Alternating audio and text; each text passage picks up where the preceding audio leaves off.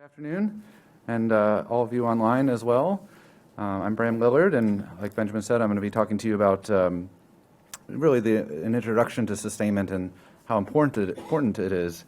The biggest issue, of course, is that we spend a lot of time, this particular conference is very much focused on test and evaluation of systems that we are, I'm going to take this off, systems that we are putting into either production or we're going to field them soon, and we're trying to apply rigorous statistical techniques to understand the performance of those weapon systems.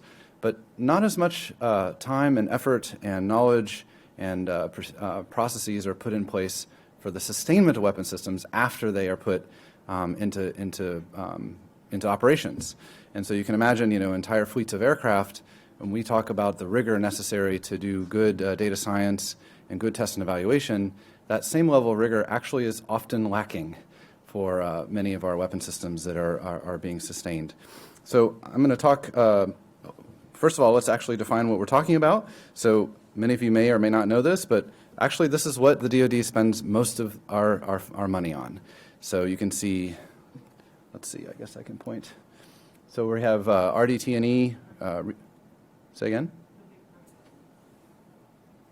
Yep, I'm just pointing with my laser. So research, development, test, and evaluation is actually not a large portion of the DoD budget. We spend most of our time talking about procurement and actually buying F-35s and ships and so on. But really where all of the money, about almost 2/3 of the budget, is in paying for the personnel and the operations and the maintenance necessary to sustain and actually operate these weapon systems.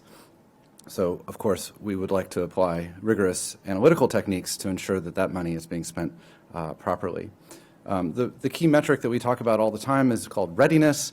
What you might imagine is this can be defined in a couple different ways depending on the weapon system you're talking about, but the primary one is often the availability. So you can imagine if you have 500 F-35s, how many of them are actually available to fly on any given day is a measure of the readiness to actually be able to contribute to a conflict. So readiness is a persistent challenge for the DoD. I always like to show this. So when General Mattis was the secretary, he had an initiative to basically all fighter jets across the Air Force, Marines, and Navy. Basically, we need them to get up to 80% availability or readiness. It was really the mission capable rate.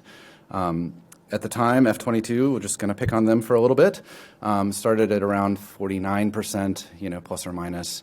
And of course, a year goes by, and we have a new, this is the Chief of Staff of the Air Force, and I would say that's in the noise, that we did not see very much of a difference in our readiness. So it is a very, very difficult and challenging problem, and I would argue that we need all of you to be contributing to the kinds of analysis, and the power of data, of course, we heard during the keynotes this morning, is a key part of that. So we have developed a couple different analytical techniques to aid how we get readiness better, make better choices and decisions, data-driven decisions, supply chain decision-making. I'm going to go through, I'd like to sort of categorize this into 3 different bins. And I do this primarily for our senior leadership because I think many of you will go to meetings and you'll say, oh, we have a model, or we're doing this analysis. And there's a lot of crosstalk about, well, I have a model too. And, well, let's actually define what we're talking about here. So first of all, we do what I would refer to as, it's a fairly large umbrella of cross-cutting data analysis. And what I mean by this is essentially, let's pull in the data from a variety of disparate sources. And you can imagine if you're talking about maintenance data, supply data, personnel data, the time to repair a component on an aircraft at the depots. I mean, just even finding where those data sources are and putting them into a common repository is in and of itself a very difficult challenge. Who actually even owns the data? We did a study for a Navy system, and we basically found that in some cases the actual piece of data that we needed was on somebody's computer as an Excel spreadsheet, and you had to go call Joe who knows Bob who knows Sue in order to actually get the information to characterize what was going on for a particular subset of components on the aircraft. But getting this data is step one, and then we can do some fairly simple math. some data visualization, some simple calculations to understand what's going on, and just be able to shine a mirror up to the military service to know what is even going on, what is ground truth. Of course, the problem here is that this isn't going to enable you to answer what-if questions. So what if my supply demand goes up by 20%? What's going to happen to my readiness? Well, these kinds of analyses are not going to help you with that. We need to now move into some more advanced statistical methods to basically tie cause and effect together. So next we like to, this is very broad. Again, I refer to this as sort of correlative studies. I'm deliberately, many of you are statisticians, and you would know if I say regression analysis, those kinds of things, but I stayed away from that because there's a lot of different techniques that fall into this bin: machine learning, simple regression, complex regression methods. But the idea is that you're trying to tie, in a supervised learning concept, a bunch of factors to outcomes and understanding the statistical relationships between those so that you have some predictive capability. Now, it's limited, as we all know, and I'm not going to lecture you on the limitations of regression analysis and how we can be careful about extrapolation. But this is another category of analyses that we can look towards. The last is modeling and simulation, and not just sort of stovepiped ones, but true end-to-end simulations. So you can imagine we would want to pull in data from the maintenance at each individual base and the reliability of individual components on an aircraft, the spares and how many exist and how long it takes to transport from one site to another, how long it takes to repair an item at a depot, or how long it takes an airplane to be repaired. How about the manpower and how many are available and have the particular capabilities and expertise to do certain kinds of repairs. If you had all of that data and you could pull it into a single model, it's a very powerful approach to start answering what-if questions, such as, well, what if I improve the reliability of these components? What is my availability on the outside going to change? What if I stood up an intermediate level maintenance facility at this particular base? Is that going to improve it? And now let's actually compare and contrast. Is it more useful to invest in one versus the other? And you can do that with these end-to-end models. Unfortunately, because it is a very difficult data problem and it is a very complex model, the DoD has generally not done this very much. And I'm happy to say that the team in the front row here is doing a lot of that now. So I'm now just going to give you an introduction to the remaining session here. So the power of these analytical techniques relies on a well-established workflow or a data pipeline, and each of the tasks are going to talk about this in detail. So as I mentioned in my illustration, for one aircraft, a Navy aircraft, the first step is we have to actually get the data. We find all the various data sources. We want to actually calculate various key performance metrics. That is not straightforward, and there's often much disagreement about how you filter the data, what are the calculation methods, what statistical techniques we should use, and so on. We need to set some assumptions about what we were going to use our data and what kind of decisions we're going to try and answer with our calculated performance metrics. We want to obviously conduct this study and then explore, really this is the primary thing we're after, and the decision makers in the Department of Defense are in desperate need of, is I pour $100 million into problem X, what do I get out of that on the back end? And so making that link between dollars invested and readiness outcomes is something that has been elusive across the department for, I would say, decades. And I think that with some of the techniques that you're going to hear about here shortly, we've started to really enable, through these data analyses, through these models and simulations, to make that link possible. And of course, the back end is to analyze and interpret the results. So we have 3 talks. This is the first one, and Megan will join me in just a second. She is going to talk about sort of the first part of this important process of how do we actually handle raw sustainment data and what we do with it. Then Han Yi and Andrew Flack are going to talk about that end-to-end modeling concept and what it takes to actually do any good with that. And then finally, Joseph Fabricius and Kyle Remley are going to talk about cross-cutting data analyses and sort of the power of some of these analytical techniques that you might not even build one of these big fancy models. There's so much powerful things that you can do just straight from a data analysis. So with that, I'm going to turn it over to Megan, and she will continue. Thanks.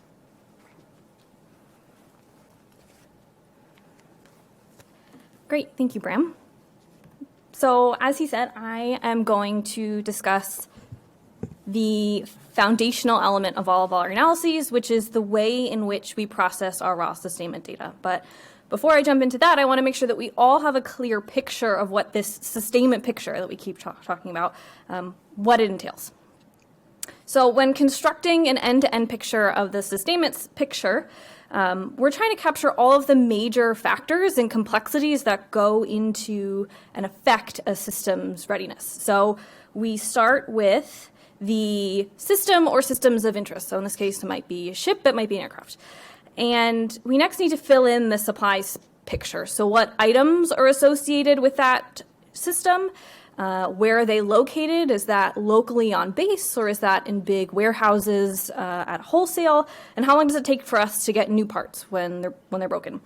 And finally, we need to fill in the manpower picture. So how long does it take to perform maintenance action on the system and on the parts? And so some of that maintenance action can be performed locally on base, but other work is more complicated, and it requires advanced capabilities at either government depots or at the original manufacturers. So now that we have our picture in mind, let's turn to what our data needs are. And hopefully you might get the impression at this point that our data needs are immense. We need to know what, where, how many, how long, how important for each aspect of the sustainment system. And now, I will say that the data does exist to answer these questions, but there are challenges in putting it together to make meaningful conclusions. So one challenge is that no one entity has a view into everything. I think that's been discussed many times throughout the workshop already, that we have all this data, but it's stovepiped, and it makes it very challenged to put together to come to perform analysis. And even the raw data itself is oftentimes very messy. It has missing entries, it has inconsistencies, and just in general is very messy. But we need to overcome these issues in order to answer the vital questions about system readiness, which leads us to and has motivated us at IDA to develop a suite of tools for just this purpose. So first, we collect data across a variety of sources, and I'd like to point specifically to subject matter expert input. Some of these data sources are very hard to interpret without any background knowledge, and so SME input is really important to us in this endeavor. This data then gets passed to the tool that we've dubbed Nectar, and Nectar is our tool for cleaning and assembling the data in a documented and uniform way. Next, we need to use one of our service-specific tools to take that cleaned data and turn it into performance metrics, which we then use on our analyses. So we have honeybee, which we use for naval aviation work. We have swordfish, which is used for modeling and understanding maritime data. And then we have saberwing, which is used for Air Force. And again, these tools help us process the clean data and construct key performance metrics. So it might surprise you that we have distinct tools for different areas of the services, but what we came to realize is that each of the services and their associated data sets have special nuances that we needed to handle separately. So to do justice to each of those groups, we had to develop these distinct tools. But they all strive to generate these metrics. And a key part here, or key thing to note, is that all of these tools are well documented and allow us and our sponsors to reproduce any work that we may do. So it's a way of providing transparency throughout the entire data and analysis process. Perhaps this process looks simple to you, but in reality, it's very complex. So for example, if we just focus on these component properties, constructing each one of these metrics requires us to make assumptions and follow a procedure that's flexible enough to apply to tens of thousands of items at the same time. So to better understand what I mean, we're going to talk about how we calculate one metric in particular, and hopefully you get the sense there, just kind of the challenge that we're up against. And so we're going to focus on the repair and procurement lead times, or how long does it take to repair an item or get a new one when an old one breaks. So backing up a little bit, remember that our goal is to study what affects system readiness. So we use a toy example now to frame this. Let's consider this aircraft. We care about, we want to study the effects, what affects this aircraft's readiness. And to do this, we're going to run a simulation of the sustainment picture that we painted earlier. We'll use a software program which will allow us to simulate into the future and see what's going to happen with the system's readiness.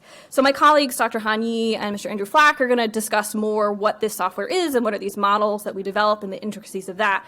But for now, it's sufficient to understand that that the length of time that it takes to repair or to get a new item when an old one breaks affects the amount of time that this system is going to be down and therefore not ready, not able to perform a mission. So when we press go for this model, aircraft will fly around and items are going to break, including this door. So when this door breaks, we're going to need to get new ones. Some of these doors can be replaced with stock on hand, but what happens if we need to get a new one in the future? So how will the software schedule deliveries once the simulation begins? So to answer these sorts of questions, we need to mine historical contract data to get reasonable estimates for future lead times. So this is a delicate task. So some lead times can be on the order of years. Some of these parts are so specialized that it does genuinely take years to manufacture them.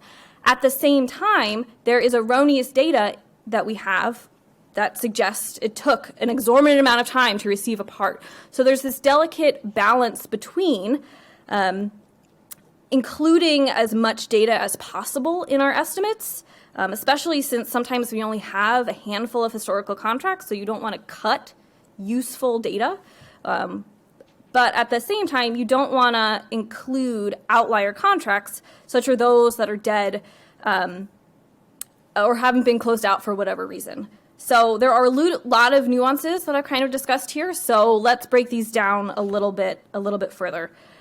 So starting from the top of our data cleaning process, we have to clean and assemble the historical data before we can establish lead times. So this is a very notional example, just of one item and two different sources of contracts, but we can see some important trends here, some things that we do deal with in our data. So we have different data sources, and as part of the cleaning process, we also have to standardize column names, item names, and date formats. And that might seem a little trivial to you, like what kind of expertise do you need here? But there's more involved here. And just in this simplified example, I point out sometimes we have columns that exist in one data set that don't exist in another data set. They have column names that are not meaningful, not human interpretable. And this is where SMEs are so important in the process that we've had in developing these tools and understanding these data sources.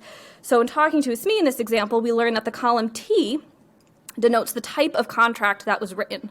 And it turns out the data source 1 only writes contracts, A type contracts, but source B writes both A and B. And if we didn't talk to a SME, this wouldn't have any meaning to us, but since we have, we're now able to include this information into the tools that we use to clean the data. So again, this is very notional. In real life, we're talking about dozens of data sources at the same time, tens of thousands of items. There are a lot of columns in these data sets, but this gives you a feel for just some of the complexity that's involved just in this first cleaning and assembling step. Now that our data is cleaned, we can start to use it to reach our goal, which in this case is calculating that lead times metric. So we are here in the present, and we want to use this historical data to help inform future forecast deliveries by calculating these lead times. So in this notional example, we're going to have two completed contracts. They have an order date and a delivery date associated with them. We also have two outstanding contracts. So an order has been placed, but as of right now, as of the present, we have not received that delivery. And we want to use all of this data to help us answer the questions of, will these outstanding contracts deliver, and if so, when? And also, once the simulation starts to run, what rules are we going to give it to help project future contracts? And we have a tool, honeybee is the tool in the naval aviation world that we use to perform, where this logic has been implemented, but I'm going to break down some of that logic for you now. So the first step is to, again, we're going to concentrate on these outstanding contracts and figure out whether or not they are going to deliver. So you might think, when would an instance when a contract would not deliver? Well, sometimes a contract gets canceled and nobody closed out that contract on the data side, in the office side. Similarly, some contracts are dead and they're never going to deliver, and we've just given up on them. So we want to cut these, but others are going to deliver. They just need more time. So we need to determine which is which. And to do this, we apply rules for cutting contracts. So again, I'm going to show you a very simple case for how we do this, but keep in mind that the full logic for cutting contracts is quite complex. It handles all sorts of edge cases that you might think of while I'm going through this. But again, I'm trying to keep it as simple as possible and still provide you with examples of what's really in the code. So for this simple case, we're going to identify and cut some outliers. So to do this, we'll first look at all of our completed contracts and record the longest observed lead time, the longest observed delivery time. And then we're going to look at the length of each of the outstanding contracts. And if that contract has been open for longer than, say, 2 times the length of the longest lead time, we're going to consider it an outlier, and we're going to remove it from our data pool. We're going to cut that contract. We don't believe it's going to deliver. On the flip side, if it has not been open for an extended period of time, then we're going to consider it a valid data point, and we're going to draw for a delivery time. So after we cut our contracts, this is the state of the historical data that we have left over. And we now want to use this data to inform the delivery time for the outstanding contract. But this raises the question, well, how much of this historical data do we use to inform that lead time that we're going to estimate for the outstanding contract? And standard practice is just to use the completed contracts and to look at the mean and to use that to inform the delivery time for the remaining outstanding contract. There are several problems with this approach, though. The first is that it doesn't reflect observed variability in lead times. I mean, just think about, sometimes you get lucky with the deliveries and sometimes you get unlucky. And there's a compounding effect of continually getting unlucky or lucky that just doesn't occur with, that you don't capture when you just use a mean. So think about, your own experience with like Amazon deliveries, or, sometimes there's variability in when those packages arrive, and it affects you here and it affects the services as well as they try to get their parts. Another thing that's problematic is that you're throwing out good data, useful data. These outstanding contracts are still a record of the amount of time that we've been waiting to see a delivery up until the present moment. And I also mentioned that sometimes we have a small sample size, so we don't want to cut useful data. We don't want to cut any useful data. So we call this sort of currently open data right sensor data, and we apply a right sensor Weibull distribution to incorporate both the outstanding and the completed contract data into a statistical distribution for our future lead times. And by using this distribution, we allow for realistic variation in our draws for delivery times. And this is reducing our bias while, again, capturing that real-world variability. So making a draw from this distribution is what's going to inform that future delivery time. And in terms of how do we construct future contracts, well, we give the software program this statistical distribution, and whenever it needs to write a delivery for this part in the future, it will also draw from this distribution. So again, we'll still have some luckiness and unluckiness that propagates forward into the simulation.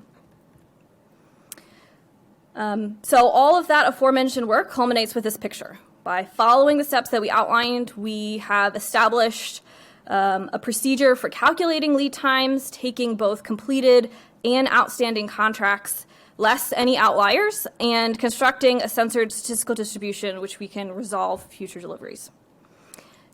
As a reminder, though, before I close on this point, is that these are the basic steps we take to calculate just one metric. It's an important metric, but I remember all of these that we have to make. So it is this level of detail and thought that goes behind calculating each one of these metrics. So since I have a minute, I'll touch on just a few more, which I think are interesting. So when determining the supply inventories and allowances by site, we need to establish which items to include in the model and how many of each of them we have. So again, this isn't as easy as it sounds. This is not trivial. So while we can associate items with a system, we don't actually want to include every single item in our model. If we don't understand the supply system, supply properties well for an item, we don't want to include it in the model. So take, for example, really cheap items like nuts and bolts. When we first started making these models, we had these really cheap items, and they were continuously downing the system. But when we talked with SMEs and we talked with people in the program offices, they said, this would not happen. We just go to the store if we're in that tight of a pinch. These are $50 items, $50 for a huge box of these things. We just go to the store and we get more. These are not going to down the systems. And so in our logic, we now have that we don't model, we don't include anything under $50 because we assume it will not be a problem. If the services need it, they will just go out and buy them. So that's an example of some nuance there. There is also some interesting logic behind what demand criticality. So how often is a system down because of this item? People often think that you either will always be down if you break the door, or you will never be down because you break the door. And in fact, for a lot of items, there's a continuum. So sometimes for some missions, you will be down, but for other missions, you won't be down because of a broken part. And just that idea of a mixed criticality, not being a 0 or 1, has been something that we have discovered in our work, and it's fostered some really interesting conversations with our partners at the program office. So I've now summarized our process of handling the raw data. After me, I'll take a few questions, and then next you'll hear from Mahan Yi and Andrew Flack, who are going to explain how we now apply these techniques or this data, how we now model and simulate it. But with that, I will close this part and take any questions. Thank you. If you have any questions, can you go to the microphone? Also got one from the internet land. I'll read them all. Maybe. Hi, Neil Fitzpatrick with IDA. Am I talking? Can you hear me? Anyways, I'll speak. Oh, there we go. I guess maybe this is waiting for the model part, but you were trying to fit distributions, I guess. So Yes. I assume everything's going to be like a stochastic model, and you'll need a distro for everything. Because I was thinking, why not just go with point estimates for some of your data? So I will say that for some cases, we do use point estimates. If we have if we lack a sufficient amount of historical data to construct a distribution, then we go with the point estimate.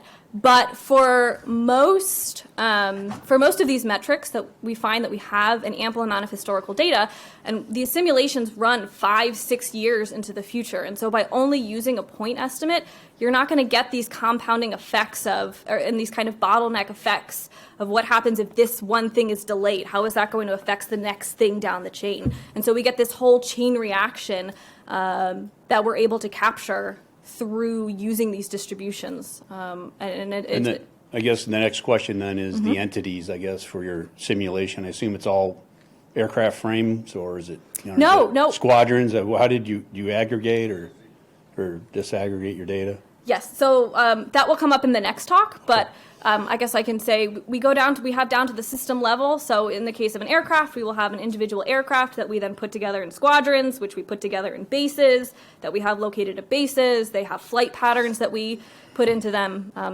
So we kind of build up the entire ecosystem from kind of that individual system level. Down to the NIN. And then yes. the bolts. Not all the way to the bolts, but the assemblies. Yeah. Thank you. So we have a question from Zoomland, from Jay Dennis. Value-at-risk approaches, common in the finance literature, utilize forecasts of an upper quantile of the distribution instead of the mean. The idea is that you want to minimize the risk associated with very long lead times. Have you considered this approach, or can you comment on how it might relate to your approach?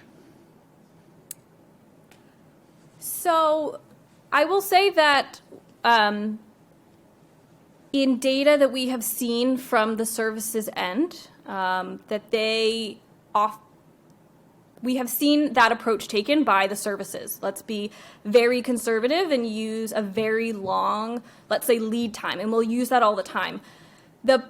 So that is a conservative approach, and I think I'd say the services can't afford to do that. They don't have enough money. Right. Everything's important. Everything takes 2, 3, 4, 5 years to make. You can't buy stockpiles of everything. So, I'll just add, I didn't want to cut you off, Megan, but I'll just add, Jay, thanks for the question. To Benjamin's point, I agree. The other thing is, it's sort of, we don't have to do that, right? We have the flexibility. If we have the data, we've constructed these distributions for all these individual metrics, then we can pick whatever quantile we want at the end of the day after we have the full model. So if you wanted to, if you were extremely conservative and you wanted to minimize your risk, then we can, take our output metrics and examine it from that perspective, because our output is also distributions that we can examine in detail. Thank you. Sorry, Megan. Nice brief. I did have a question. In the services, a lot of times what happens during maintenance is there's a lot of cannibalization and things like that. How is that handled in your models? So the software that we use does not allow for cannibalization. Yet. We keep asking for it. In big bold letters and underline, yeah. We keep asking for it. That being said, in some of the analyses that we've had to do for the services, such as how much, so like 1A funding, how much are you spending? And to get a more realistic figure on spending, retail spending, we have created some kind of post-processing that we can do to kind of force that in. So we don't apply it all the time because it's not a part of the software package yet, but I will say that we have some, we've devised some ways of trying to emulate it on the back end that we've employed. But I'll just add that, show me the data, because as you well know, the services do not record in a robust and believable way when cannibalization is occurring, right? It often just happens. And so if we're going to build a model, knowing that's a subject matter expertise, comparing to say, wait a minute, this aircraft just came up for this part, but this aircraft just went down for this part, and you realize they cannibalized. Right. To do that. Right. yeah, and I guess also kind of to Bram's point is, or expanding on Bram's point, is the recognition that it happens and who recognizes that it happens. So if you're talking to some SMEs, like for some of our analyses, when we've been trying to add it in and talking to them about how it happens and how frequently it happens, and then you may talk to someone at a higher level, some leadership, and they're quite against the idea of incorporating cannibalization into our analysis. So it's exactly. And so it's a fine, we. Thank you. right.